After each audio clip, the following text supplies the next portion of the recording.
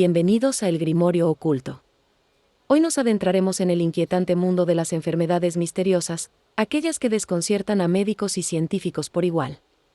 A lo largo de la historia, han surgido dolencias que desafían toda lógica, enfermedades que parecen sacadas de un relato de terror y que, a menudo, dejan más preguntas que respuestas. ¿Qué hay detrás de estos males inexplicables? ¿Podrían estar relacionadas con lo sobrenatural o simplemente con aspectos de la ciencia que aún no comprendemos?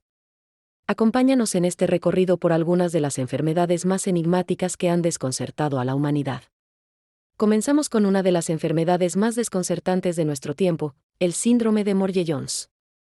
El síndrome de Morgellons es una enfermedad extraña y controvertida que ha desconcertado a la comunidad médica y ha provocado un intenso debate sobre su origen y naturaleza. Los pacientes que afirman padecer este síndrome describen síntomas angustiantes y, en algunos casos, debilitantes, que incluyen la sensación de insectos arrastrándose bajo la piel, heridas que no cicatrizan, y la aparición de fibras extrañas que emergen de su piel. Aunque los síntomas son extremadamente reales para quienes los experimentan, la medicina convencional no ha logrado ofrecer una explicación satisfactoria para el fenómeno, lo que ha llevado a una división entre quienes creen que es una enfermedad física desconocida y quienes piensan que es un trastorno psicológico. El surgimiento del síndrome de Morgellons. El término, síndrome de Morgellons, fue acuñado en 2002 por Mary Leitao, una bióloga que observó síntomas inusuales en su hijo, que entonces tenía 2 años. Él presentaba lesiones en la piel que no cicatrizaban y se quejaba constantemente de una sensación de ardor y picazón intensa. Al examinar las heridas de su hijo bajo un microscopio, Mary encontró pequeñas fibras de colores, algo que los médicos no podían explicar. Cuando buscó ayuda médica, varios dermatólogos y pediatras sugirieron que el niño podría estar sufriendo de una afección psicológica conocida como parasitosis delirante, en la que el paciente cree erróneamente que está infestado de parásitos. Insatisfecha con esta respuesta, Mary Leitao decidió investigar por su cuenta. Leitao nombró la enfermedad en honor a una afección descrita en un texto médico francés del siglo XVII, donde se mencionaba una enfermedad que afectaba a los niños y que causaba la aparición de pelo negro en sus cuerpos. Aunque no está claro si esta descripción histórica guarda relación con los síntomas modernos, el nombre se mantuvo y el síndrome de Morgellons comenzó a ser reconocido por otros que compartían síntomas similares. Síntomas y manifestaciones. Los pacientes con síndrome de Morgellons reportan una variedad de síntomas que afectan principalmente la piel, pero que también pueden incluir problemas neurológicos y psicológicos.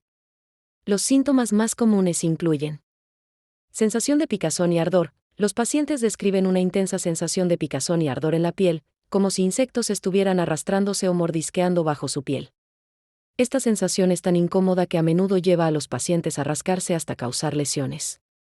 Lesiones en la piel. Estas sensaciones suelen ir acompañadas de la aparición de lesiones en la piel, como llagas abiertas, cortes y úlceras que no cicatrizan fácilmente.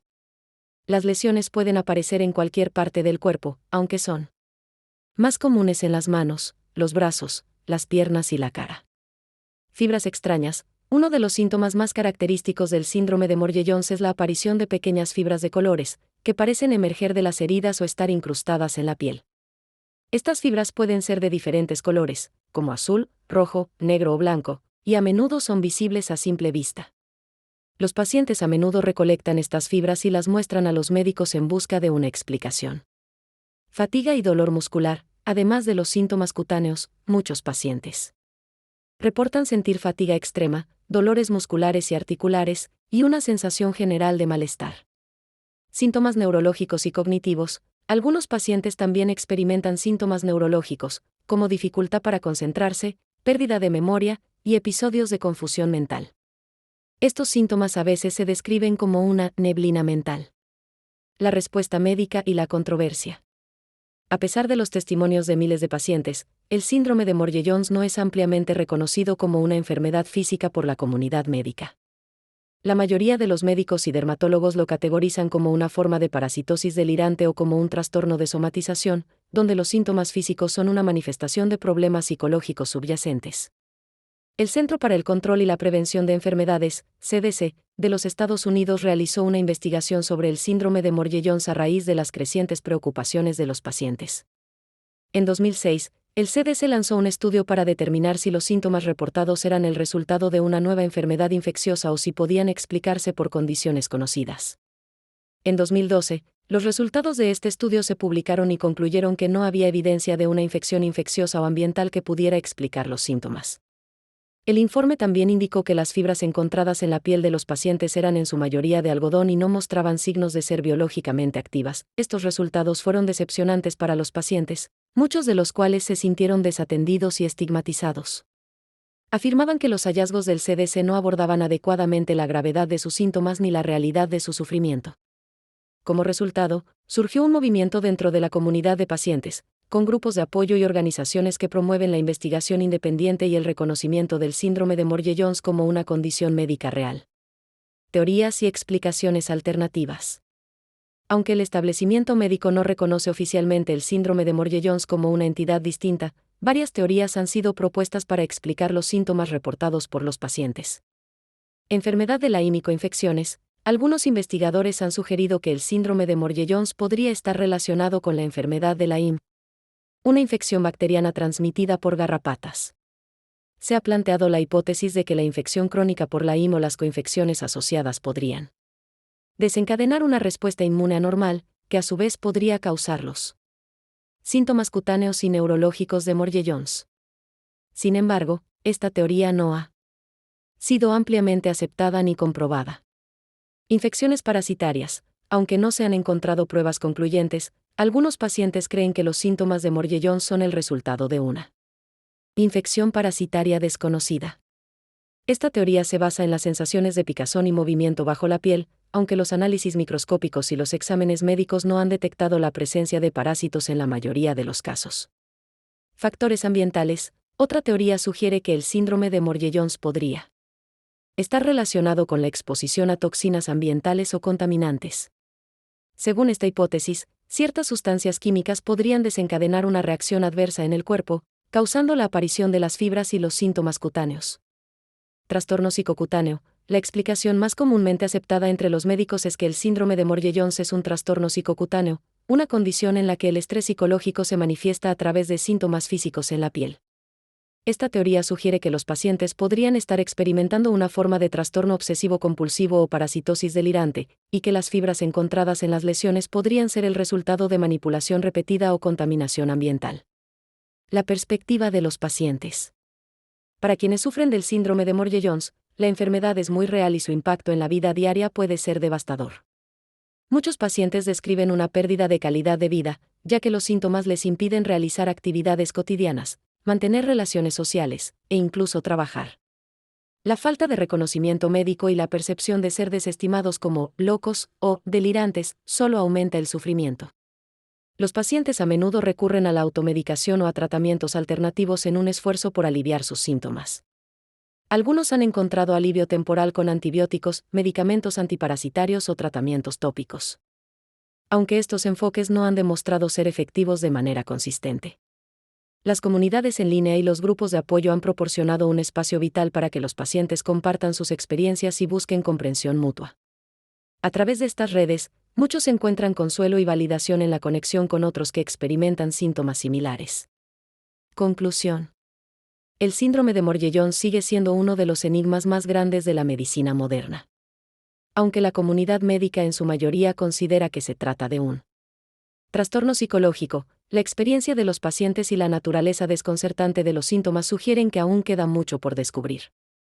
La brecha entre la percepción de los pacientes y la interpretación médica plantea preguntas importantes sobre cómo tratamos las enfermedades no reconocidas y cómo respondemos al sufrimiento humano cuando no encaja en nuestros marcos convencionales de comprensión. La historia de Morgellons es un recordatorio de que la ciencia médica, aunque poderosa, aún tiene sus límites, y que la empatía y la apertura a lo desconocido son esenciales en la búsqueda de la verdad y la curación. Mientras la investigación continúa, el debate sobre la naturaleza del síndrome de Morgellons sigue abierto, manteniendo viva la esperanza de que algún día se encontrará una explicación definitiva para esta misteriosa y angustiante condición.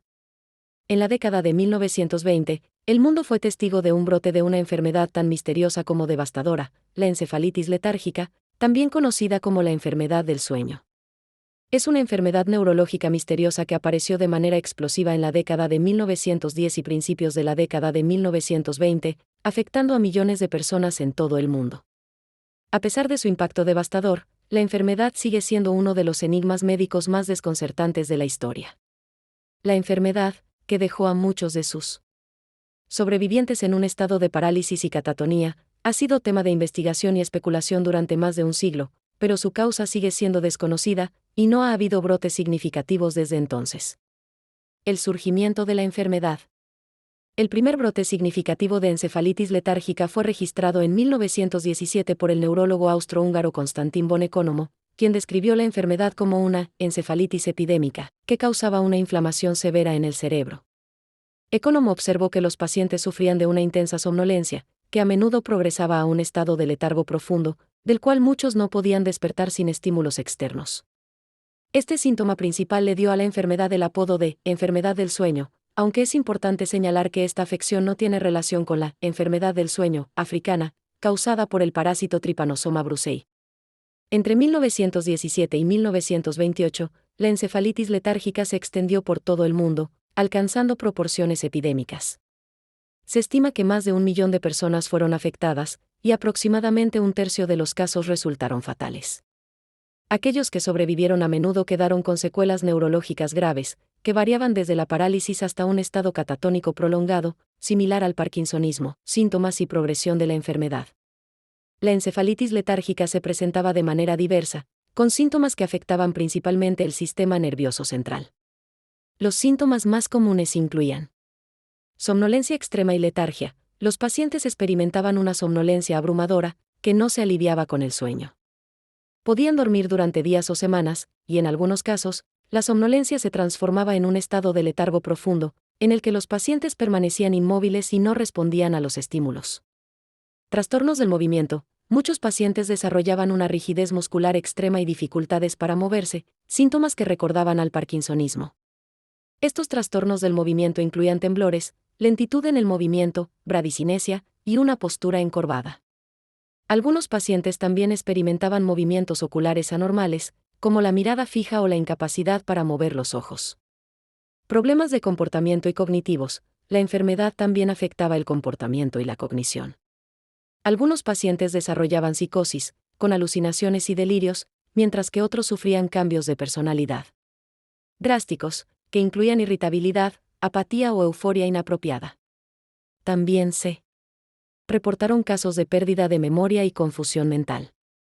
Debilidad y parálisis. A medida que la enfermedad progresaba, los pacientes podían experimentar debilidad muscular severa, parálisis parcial o total, y dificultad para tragar y hablar. Estos síntomas dejaban a muchos en un estado casi vegetativo, incapaces de realizar las funciones más básicas sin asistencia. La progresión de la enfermedad era impredecible.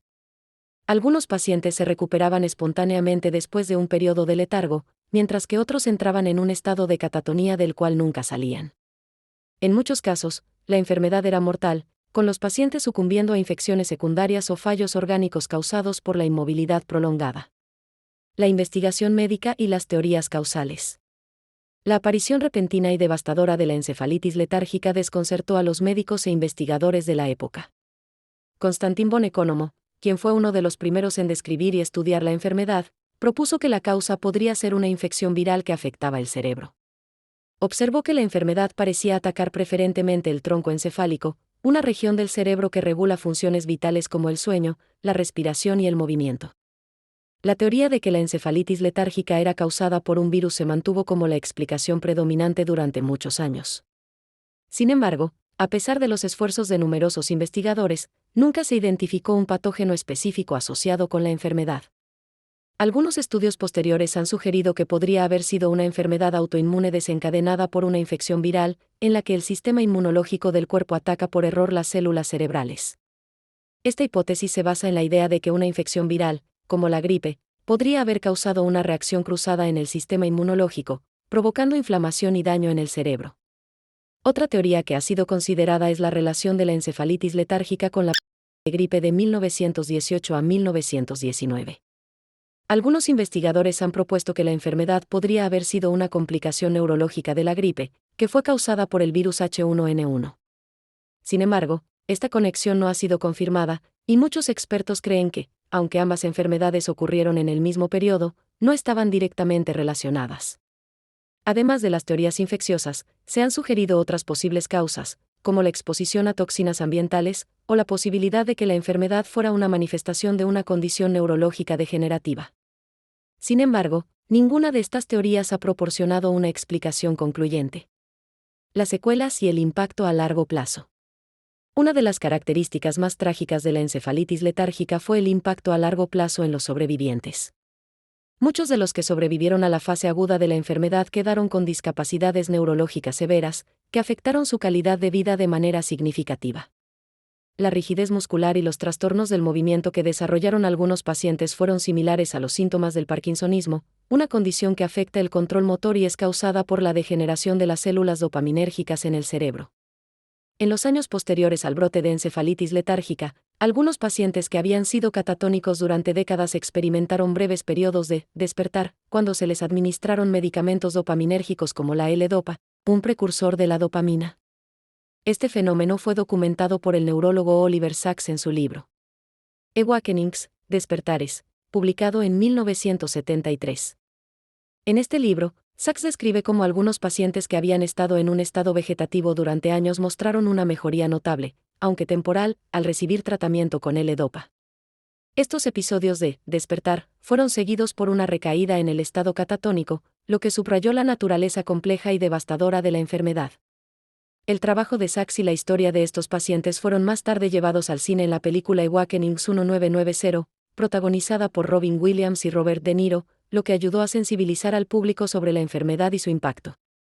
El misterio de la desaparición. Lo que hace que la encefalitis letárgica sea aún más enigmática es su desaparición casi tan repentina como su aparición. Después del brote epidémico de 1917 a 1928, la incidencia de la enfermedad disminuyó drásticamente, y no ha habido brotes significativos desde entonces. Aunque se han reportado casos aislados en décadas posteriores, estos son extremadamente raros y no han alcanzado las proporciones epidémicas de los años anteriores. La razón de esta desaparición sigue siendo un misterio. Si la enfermedad fue causada por un virus, como muchos creen, es posible que el patógeno responsable haya mutado, desaparecido o que las personas hayan desarrollado inmunidad. Sin embargo, sin un agente causal claramente identificado, es imposible decir con certeza por qué la encefalitis letárgica desapareció. Reflexiones finales. La encefalitis letárgica es un recordatorio de cuán poco comprendemos realmente sobre las enfermedades neurológicas y las infecciones que afectan el cerebro. A pesar de los avances en la medicina y la ciencia, el misterio de la enfermedad del sueño persiste, y muchos aspectos de su aparición, progresión y desaparición siguen sin explicación. El legado de la encefalitis letárgica se encuentra en los sobrevivientes que vivieron con sus secuelas durante décadas, en los médicos e investigadores que lucharon por comprenderla, y en las historias de despertares, que nos muestran la resiliencia y la fragilidad del cerebro humano. Mientras continuamos explorando el campo de la neurología y las enfermedades infecciosas, la historia de la encefalitis letárgica sirve como un recordatorio de los desafíos y misterios que aún enfrentamos en la búsqueda de comprender la complejidad del cuerpo humano y sus vulnerabilidades. En las profundidades de Papúa Nueva Guinea, una misteriosa enfermedad llamada Kuru devastó a la tribu Four a mediados del siglo XX. La enfermedad de Kuru es una de las enfermedades más extrañas y trágicas de la historia médica, caracterizada por una serie de síntomas neurológicos devastadores que culminan en la muerte. La enfermedad fue descubierta en la década de 1950 entre la tribu Four en las tierras altas de Papúa Nueva Guinea. Kuru, que significa temblor o escalofríos en la lengua de los Four, se propagó de manera epidémica en esta comunidad durante varias décadas, llevando a la muerte de cientos de personas. La causa de Kuru se mantuvo como un misterio durante años, hasta que se reveló que estaba intrínsecamente ligada a una práctica cultural de canibalismo ritual. Este descubrimiento no solo ayudó a comprender Kuru, sino que también proporcionó claves fundamentales para la comprensión de otras enfermedades priónicas, como la enfermedad de las vacas locas y la enfermedad de Creutzfeldt-Jakob. Contexto y descubrimiento. La tribu Four, que vivía en una región montañosa y aislada de Papúa Nueva Guinea, era una sociedad tradicional con fuertes lazos culturales y prácticas espirituales profundamente arraigadas. Entre estas prácticas se encontraba el canibalismo ritual, que jugaba un papel central en los ritos funerarios. Cuando una persona moría, especialmente si era un miembro respetado de la comunidad, su cuerpo era consumido en una ceremonia que se creía ayudaba a liberar el espíritu del difunto y a permitirle descansar en paz. Los cerebros y otros órganos internos del fallecido eran consumidos principalmente por las mujeres y los niños, mientras que los hombres se reservaban la carne muscular. El primer caso documentado de Kuru fue registrado en la década de 1950, cuando los médicos comenzaron a notar una alta incidencia de muertes en la tribu Four debido a una enfermedad neurológica desconocida. Los primeros en ser afectados eran las mujeres y los niños, que desarrollaban una serie de síntomas inquietantes antes de sucumbir a la enfermedad. Síntomas y progresión de Kuru. Kuru es una enfermedad neurodegenerativa que progresa a través de varias etapas, cada una más debilitante que la anterior. Los síntomas iniciales suelen ser leves, pero rápidamente se convierten en un cuadro clínico severo. Fase ambulatoria. Primera etapa. Los primeros síntomas de Kuru incluyen temblores incontrolables, pérdida de coordinación, ataxia y problemas para caminar.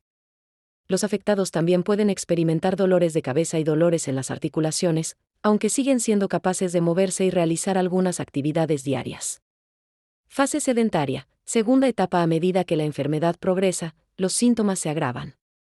Los temblores se vuelven más intensos, la ataxia se agrava y los pacientes pierden la capacidad de caminar. La debilidad muscular se vuelve extrema, y los pacientes comienzan a tener dificultades para hablar y tragar. Los cambios emocionales y de comportamiento también son comunes, con algunos pacientes mostrando euforia, risa incontrolable, un síntoma conocido como risa patológica, o episodios de llanto. En esta etapa, los afectados suelen quedar confinados a la cama. Fase terminal. Tercera etapa. En la fase final, los pacientes pierden casi toda la función motora y se vuelven completamente dependientes. La ataxia es tan grave que no pueden mantenerse en pie, sentarse o alimentarse por sí mismos.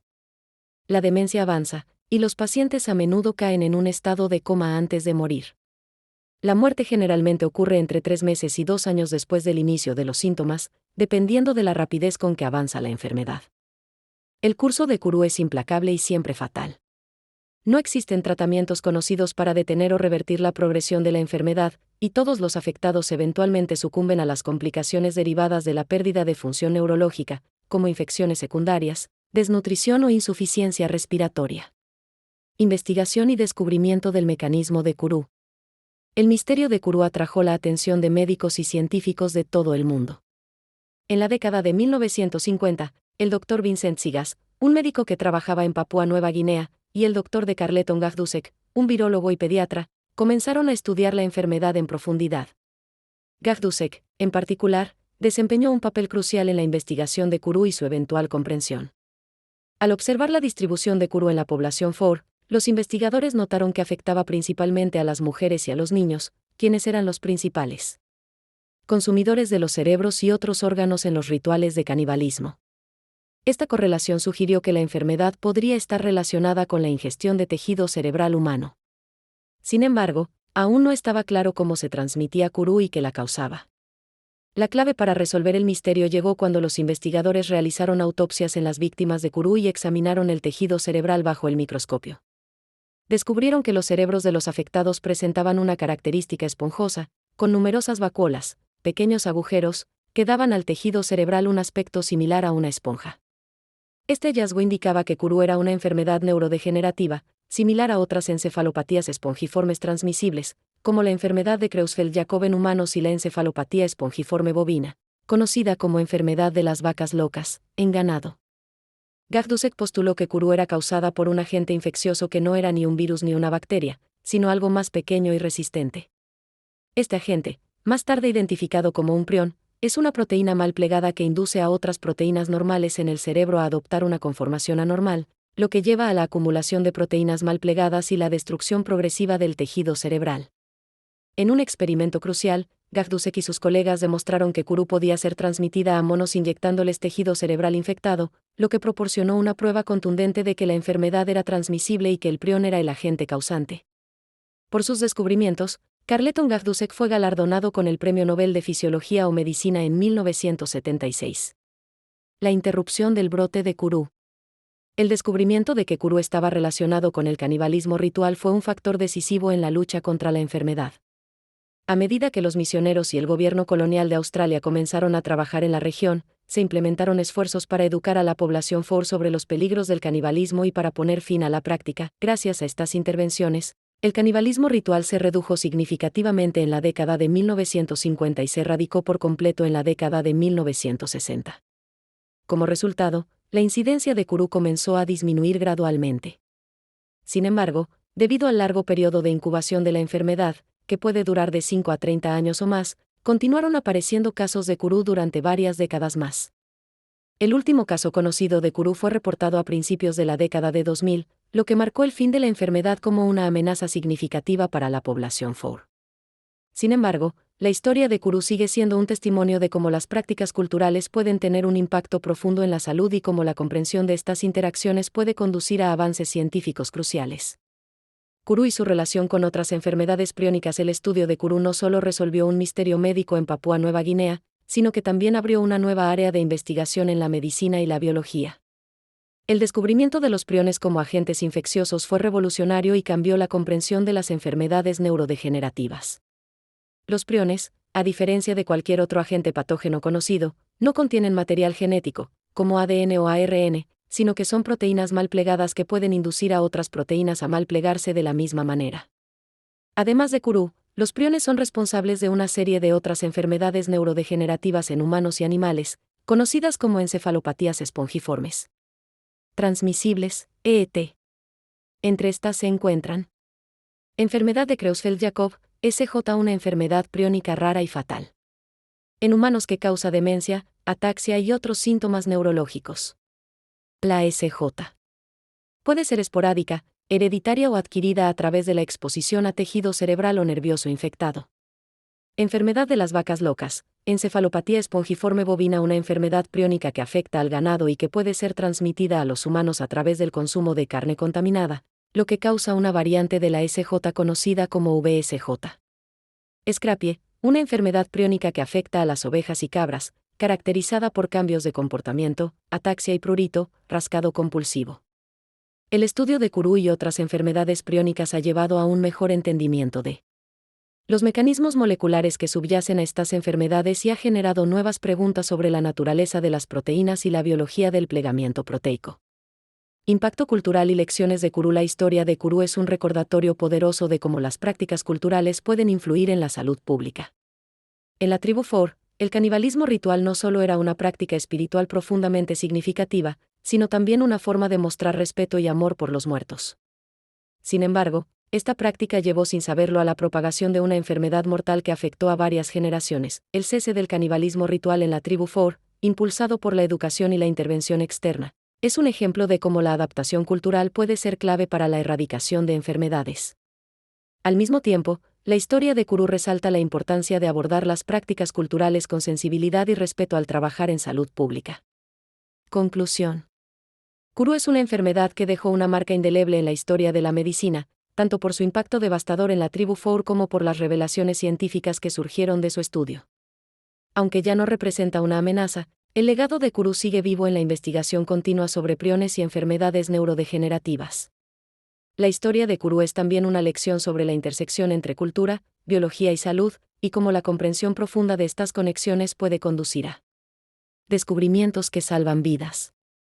Desde las remotas montañas de Papúa Nueva Guinea hasta los laboratorios más avanzados del mundo, el estudio de Kuru ha proporcionado un valioso conocimiento que continúa informando la ciencia y la medicina en la actualidad. Y así, llegamos al final de esta primera parte de nuestro viaje a través de las enfermedades más misteriosas y desconcertantes del mundo. Pero, como bien sabes, este es solo el comienzo. Aún quedan muchas más historias por descubrir, enigmas que resolver y secretos por desvelar. Si te has quedado con ganas de saber más, no te preocupes, porque la historia continúa. La parte 2 de este fascinante tema te espera en el siguiente video, donde exploraremos otras enfermedades que desafían a la ciencia y la medicina. Haz clic en el enlace que aparece en pantalla o en la descripción para no perderte nada. Recuerda suscribirte a El Grimorio Oculto y activar la campanita para estar al tanto de todas nuestras investigaciones y misterios. Déjanos tus comentarios y comparte tus pensamientos. ¿Cuál de estas enfermedades te ha dejado más intrigado? Nos vemos en la segunda parte.